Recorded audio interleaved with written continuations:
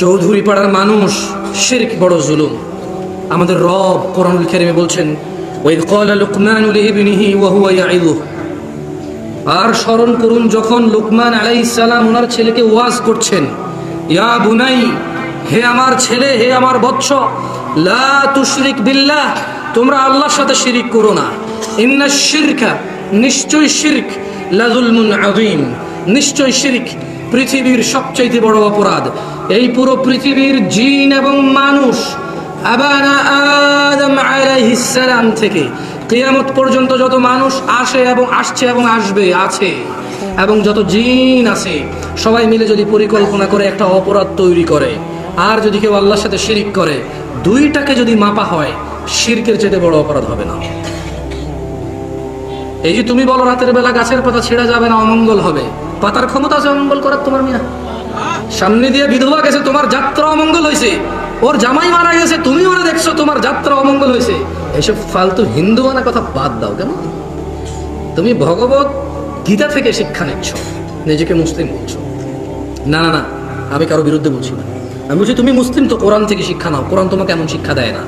কোরআন তোমাকে বলো যে কোনো কাজ করার পরে পূর্বে বিসমিল্লাহ বলো, মাগরিবের পরে, ফজরের পরে বলো বিসমিল্লাহিল্লাযী লা ইয়াদুররু মা ইসমিহি শাইউন ফিল আরদি ওয়ালা ফিস সামা ওয়া হুয়াস সামিউল আলিম। এই মাগরিবের ফজরের পরে পড়ো যে আল্লাহর নামে শুরু করলে আসমান ও জমিনে কোনো কিছুর কোনো ক্ষতি করতে পারে না। তুমি সাক্ষী দাও, তোমার কিছু হবে না ইনশাআল্লাহ। যদি কিছু হয়ে যায় সেটা আল্লাহর পক্ষ থেকে তোমার তাকদীর। সবর করো ওটার উপরে, আখিরাতে তোমার জন্য পুরস্কার রয়েছে। আর যদি কিছু না হয় তাহলে তুমি তোমার ঈমানের উপর আছো এবং আল্লাহর প্রতি সন্তুষ্ট হও যে ইয়া আল্লাহ, আপনি এমন শিক্ষা দিয়েছেন যে শিক্ষা আমি আমল করি এবং আমি ভালো আছি, আলহামদুলিল্লাহ। আপনি আমাকে আশ্রয় দিতেই থাকবেন মৃত্যু পর্যন্ত, জান্নাত পর্যন্ত আপনি আমাকে আশ্রয় দিতে থাকবেন। عن أبي بكرة رضي الله عنه قال, আবু বকর রাদিয়াল্লাহু আনহু থেকে বর্ণিত তিনি বলেন, قال النبي صلى الله عليه وسلم, আল্লাহর রাসূল সাল্লাল্লাহু আলাইহি ওয়াসাল্লাম বলেন, আলা উনাব্বিউকুম বিআকবারিল কাবাইর, আমি কি তোমাদের সবচেয়ে বড় কবিরা গুনাহগুলো সম্পর্কে অভিহিত করব না? সালাসান, তিনি তিনবার একই কথা বললেন। ক্বালু, সকল সাহাবারা বললেন রাদিয়াল্লাহু আনহুম আজমাইন, বালা ইয়া রাসূলুল্লাহ সাল্লাল্লাহু আলাইহি ওয়াসাল্লাম, সকলে বললেন হ্যাঁ, হে আল্লাহর রাসূল সাল্লাল্লাহু আলাইহি ওয়াসাল্লাম, আপনি আমাদেরকে পৃথিবীর সবচেয়ে বড় অপরাধগুলো সম্পর্কে জানিয়ে দিন। ক্বাল, তিনি সাল্লাল্লাহু আলাইহি ওয়াসাল্লাম বললেন, আল ইশরাকু বিল্লাহ, সেগুলো হচ্ছে আল্লাহর সাথে শিরিক করা, ওয়া উকুকুল ওয়ালিদাইন, এবং পিতামাতার অবাধ্য হওয়া, ওয়া জালাসা ওয়া কানা মুত্তাকিয়ান ফাকাল আলা ওয়া কাউলুজ জুর, তিনি হেলান দিয়ে বসেছিলেন, এবার সোজা হয়ে বসলেন এবং তিনি বললেন, শুনে রাখো পৃথিবীর সবচাইতে বড় অপরাধ আলা ওয়া কাউলুজ জুর, মিথ্যা সাক্ষ্য দেওয়া। জেনে রাখো চৌধুরী পাড়ার মানুষ, এগুলো পৃথিবীর বিশাল বড় অপরাধ, যেই অপরাধ আসমান থেকে জমিন পর্যন্ত পুরো অংশটুকু নেকি দিয়েও হয়তো তোমার সম্ভব না এটাকে ভরপাই করা। আসমান থেকে জমিন পর্যন্ত নেকি দিয়েও তোমার আল্লাহর ক্ষমা ছাড়া তুমি নেকি দিয়ে তোমার নেকি কাটা যাবে, গুনার বদলে ওই কাটশিট হবে না। চৌধুরী পাড়ার মানুষ যে অপরাধগুলো সমস্ত আমল বাতিল করে দেয়, সেই অপরাধ সম্পর্কে সতর্ক হন। আল্লাহ সুবহানাহু ওয়া তাআলা কোরআনুল কারীমে বলছেন, ওয়ালাকাদ উহিয়া ইলাইকা ওয়া ইলাল লাযীনা মিন ক্বাবলিকা লাইন আশরাকতা লায়াহবাতান্না আমালুক ওয়া লাতাকুনান্না মিনাল খাসিরিন।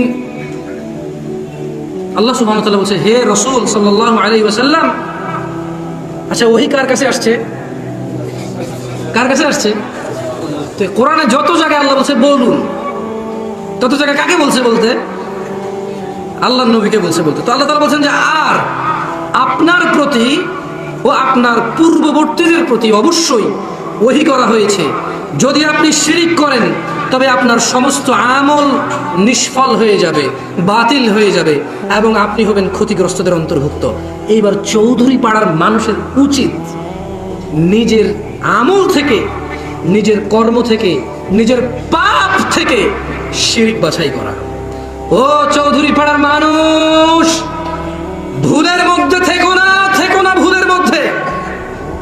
তোমাদের রব বলছে, আউযু বিল্লাহি মিনাশ শাইতানির রাজীম,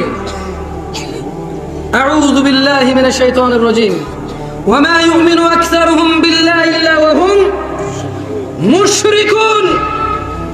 অধিকাংশ মানুষ আল্লাহর প্রতি, শেষ বিচারের প্রতি, কিয়ামতের প্রতি, গায়বের প্রতি, নবী রাসূলের প্রতি ঈমান আনার পরও শিরক করে। চিন্তার বিষয় চৌধুরী পাড়ার মানুষ। সূরা ইউসুফের এই আয়াত বড় চিন্তার বিষয়। সূরা ইউসুফের এই আয়াত বড় চিন্তার বিষয়, বড় ভাবনার বিষয়, বড় ভাবনার বিষয় যে এদের অধিকাংশ মানুষ ঈমান আনার পর শিরক করে। ও মুমিনরা, যারা তোমরা ঈমান এনেছো রবের প্রতি, ও মুমিনরা তোমরা যারা ঈমান এনেছো শেষ বিচারের প্রতি, জান্নাত জাহান্নামের প্রতি, দেখো নিজের আমল, নিজের পাপের মধ্যে কোন আমল, কোন পাপ যা আল্লাহর সাথে অংশীদারিত্বের প্রমাণ রাখে। বাছাই করো, বাছাই করো। উপায় নাই, উপায় নাই। আজকে শিরক সম্পর্কে সচেতন হও, যে অপরাধ ক্ষমা হবার নয়। তোমাদের আমাদের রব বলছেন, ইন্নাল্লাহ, নিশ্চয় আল্লাহ, লা ইয়াগফিরু মান ইউশরাকা বিহি, ক্ষমা করবে না যে ওনার সাথে শিরক করে। ওয়া ইয়াগফির, এবং এই ছাড়া ক্ষমা করবে মা দুনা যালিকা লিমান ইয়াশা, নিশ্চয় আল্লাহ ক্ষমা করবে না যে আল্লাহর সাথে শিরক করে। এই ছাড়া ক্ষমা করবে। কি ক্ষমা করবে? কাকে ক্ষমা করবে? কতটুক ক্ষমা করবে? মা দুনা যালিক, মা দুনা যালিক, অপরাধ যাকে খুশি, যত অপরাধ হোক, মা দুনা যালিকা লিমান ইয়াশা, শিরক যদি না থাকে, মা দুনা যালিকা লিমান ইয়াশা, অপরাধ যত হোক, অপরাধী যেই হোক, ক্ষমা করবে আল্লাহ, আল্লাহর ইচ্ছা। ওয়া মান ইউশরিক বিল্লাহ, যে আল্লাহর সাথে শিরক করবে, ফাকাদ ইফতারা ইসমান আযীমা, নিশ্চয় সে মহাপাপ রটনা করলো, যে আল্লাহর সাথে অংশীদারিত্ব করলো। ও চৌধুরী পাড়ার মানুষ, নিয়মিত নামাজ পরিত্যাগ আল্লাহর সাথে শিরক, নিয়মিত নামাজ পরিত্যাগ আল্লাহর সাথে কুফরি, নিয়মিত নামাজ না পড়া আল্লাহর সাথে অংশীদারিত্ব করার সমান, নিয়মিত নামাজ না পড়া কুফরির সমান। তোমরা সতর্ক হও তোমাদের ঈমান নিয়ে। যা খুশি হয়ে যাক, বিপদ, সুখ, উৎসব, উচ্ছ্বাস, বিপদ, মুসিবত, যত কিছু, যত বড় অথবা যত ছোট, যেখানেই থাকো না কেন, আল্লাহর সামনে মাথা নত করতে হবে সালাতের মাধ্যমে। ইন্নাহু মান ইউশরিক বিল্লাহ, নিশ্চয় কেউ আল্লাহর সাথে শিরক করলে, ফাকাদ হারামাল্লাহ, আল্লাহ তার জন্য হারাম করবে, আলাইহিল জান্নাহ, তার জন্য আল্লাহ হারাম করবে জান্নাতকে, তার জন্য আল্লাহ নিষিদ্ধ করবে, চিরস্থায়ী নিষিদ্ধ করবে, চূড়ান্ত নিষিদ্ধ করবে জান্নাতকে। ওয়া মাওয়াহুন নার, এবং তার বসবাসের আবাসস্থান করবে জাহান্নামকে, আগুনকে। ওয়া মা লিয-যালিমিনা মিন আনসার, এবং যে জালেম আল্লাহর সাথে শিরক করে তার জন্য কোনো সাহায্যকারী থাকবে না, কোনো সাহায্যকারী থাকবে না। সুতরাং চৌধুরী পাড়ার মানুষ, তাওহীদের দিকে ফিরে আসো। ও বাংলার জমিনের বাংলাভাষী মানুষরা, তাওহীদের দিকে ফিরে আসো। কুলিল্লাহুম্মা মালিকাল মুলক, বলুন, হে সার্বভৌম শক্তির মালিক আল্লাহ, তুতিল মুলক মান তাশা, আপনি যাকে ইচ্ছা ক্ষমতা প্রদান করেন। ওয়া তানজিউল মুলক মিম্মান তাশা, এবং যাকে ইচ্ছা, যার থেকে ইচ্ছা ক্ষমতা কেড়ে নেন। ওয়া তুইজ্জু মান তাশা, যাকে খুশি ইজ্জত দেন। ওয়া তুযিল্লু মান তাশা, যাকে খুশি আপনি জিল্লাত, অপমানিত, লাঞ্ছিত করেন। বিয়াদিকাল খায়র, সমস্ত কল্যাণ আপনার হাতে। ইন্নাকা আলা কুল্লি শাইইন কাদির, নিশ্চয়ই আপনি সব কিছুর উপর ক্ষমতাবান। ফিরে আসো মানুষ তাওহীদের দিকে। আল্লাযীনা আমানু, তোমরা যারা অপরাধ যা খুশি তা আজকের দিন থেকে তোমাদেরকে বলে দিচ্ছি, এখন থেকে নারী এবং পুরুষ, ধনী এবং দরিদ্র, সুস্থ এবং অসুস্থ, বুদ্ধিমান এবং বোকা, যে যে অবস্থানে আছো, তোমাদের রব বলছে আল্লাযীনা আমানু, যারা ঈমান এনেছে, ওয়ালাম ইয়ালবিসু ঈমানাহুম বিযুলম, এবং তাদের ঈমানের সাথে শিরককে মিশ্রিত করে না। এতক্ষণ হয়তো অনেকে বলতে পারেন, জামশেদ মজুমদার কি বলছে? সূরা ইউসুফ কি আমরা পড়িনি? আমাদের হুজুররা পড়ে না? তারাবিতে খতম, তারাবিতে কি পড়ে না? মুফতিরা কি জানে না? মুন্সিরা কি জানে না? মোল্লারা কি জানে না? জানে। ওমা ইউমিনু আকসারুহুম বিল্লাহি ওয়া হুম মুশরিকুন। বলবে যে জামশেদ মজুমদার কি বলছে, সূরা ইউসুফ আমরা পড়ি নাই? সূরা ইউসুফ আল্লাহ বলছিল যে ঈমান আনার পরে এদের অধিকাংশ লোক শিরিক করে। তো অধিকাংশ 100 ভাগের 49-কে অধিক বলে নাকি 51-কে অধিক বলে? 51-কে অধিক বলে, 50 তো সমান সমান হয়। আর আল্লাহ অধিকাংশ বলেছে। এখন এটা কি 51 নাকি 99, এটা আল্লাহ ভাবে। তবে যদি সর্বনিম্ন ধরি অধিকাংশ হতে হলে 51% লাগে। ও চৌধুরী পাড়ার মানুষ, সূরা ইউসুফের আয়াত নিয়ে চিন্তিত হওয়ার বিষয়। আমি ভাবতাম যে এটা কেমন কথা, অধিকাংশ মানুষ ঈমান আনার পর শিরক করে। দেখো সূরা আল আনআমের এই আয়াত ওই আয়াতকে মনে হচ্ছে পরিপূর্ণ করে দিল। আল্লাযীনা আমানু, তো ঈমান আনলে ঈমানদার হয় কিনা? ঈমান আনলে ঈমানদার হয় কিনা? এরপর ওয়ালাম ইয়ালবিসু ঈমানাহুম বিযুলম, যারা ঈমান আনে এবং ঈমানের সাথে শিরক মিশ্রিত করে না, তার মানে ঈমান আনার পর মানুষ শিরক করে। এখানে আল্লাহ তাআলা বলছে তাদের কথা যে উলাইকা লাহুমুল আমন, উলাইকা লাহুমুল আমন, উলাইকা লাহুমুল আমন, যারা ঈমান আনছে এবং ঈমানের সঙ্গে শিরক করছে তাদের জন্য নিরাপত্তা নাই। নিরাপত্তা কার জন্য? ওয়ালাম ইয়ালবিসু ঈমানাহুম বিযুলম, যারা ঈমানের সাথে শিরক মিশ্রিত করেনি। উলাইকা লাহুমুল আমন, ওদের জন্যই রয়েছে নিরাপত্তা। ওয়া হুম মুহতাদুন, যারা ঈমানের পর শিরক করে না ওরাই হচ্ছে হিদায়াত প্রাপ্ত। ওয়া হুম মুহতাদুন, যারা শিরক করে না তারাই হিদায়াত প্রাপ্ত, আর কেউ হিদায়াত প্রাপ্ত না। একনিষ্ঠ মুমিন ছাড়া মুশরিক হিদায়াত প্রাপ্ত নয়, কারণ ওর ভিতরে এমন একটা অন্যায় আছে যে অন্যায় আসমান জমিনের নিকে দিয়ে সংশোধন হয় না, মরে গেলে অন্যায় রেখে। জেনে রাখো চৌধুরী পাড়ার মানুষ, ফিরে আসো আল্লাহর দিকে, ফিরে আসো তাওহীদের দিকে। ফাইন আমানু বিমিসলি মা আমানতুম বিহি ফাকাদ ইহতাদাউ, অতঃপর তোমরা যেরূপ ঈমান এনেছে তারাও যদি, তোমরা যেরূপ ঈমান এনেছো তারাও যদি ওই রকম ঈমান আনে, মানে নবী রাসূল সাহাবায়ে কেরাম যেভাবে ঈমান আনছে তারা, মানে আমরা যদি একইভাবে পুঙ্খানুপুঙ্খভাবে যদি ঈমান আনি, আমরাই হচ্ছে হিদায়াত প্রাপ্ত।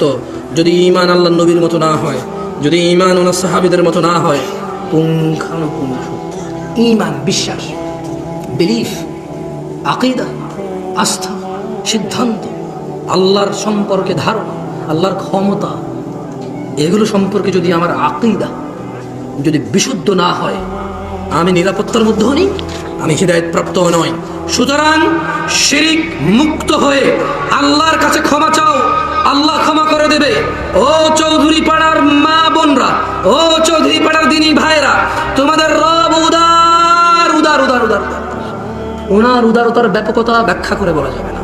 যতটুকু উনি বলেছে, উনি তো বলেছে, যতটুকু তুমি বোঝো দেখো কতটুকু বোঝো। তিনি বলেছে ওয়াসারিউ ইলা মাগফিরাতিন মির রাব্বিকুম, ওয়াসারিউ ইলা মাগফিরাতিন মির রাব্বিকুম ওয়া জান্নাতিন আরদুহা আস-সামাওয়াতু ওয়াল আরদ উইদ্দাত লিল মুত্তাকিন, আর তোমরা দ্রুত গতিতে চলো নিজের রবের ক্ষমার দিকে এবং সেই জান্নাতের দিকে চলো, যেই জান্নাতের বিস্তৃতি আসমান সমূহ ও জমিনের সমান, যা প্রস্তুত রাখা হয়েছে আল্লাহ ভীরুদের জন্য।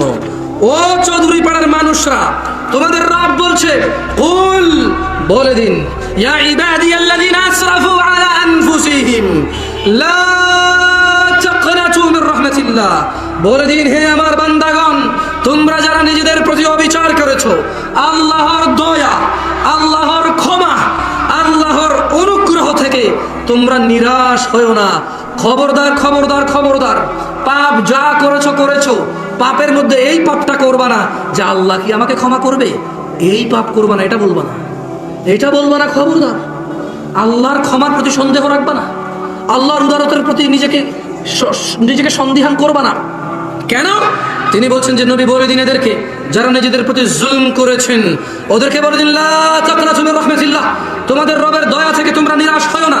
ইন্নাল্লাহ, নিশ্চয়ই আল্লাহ, ইয়াগফিরুয যুনুবা জামিআ, তোমাদের সকল গুনাহ ক্ষমা করবে। সকল গুনাহের মধ্যে কিছু বাদ যায়? আপনারা কি কথা বুঝেন? আল্লাহ বলছে যে আল্লাহর দয়া থেকে নিরাশ হয়ো না। কেন? আল্লাহ সব গুনাহ মাফ করবে।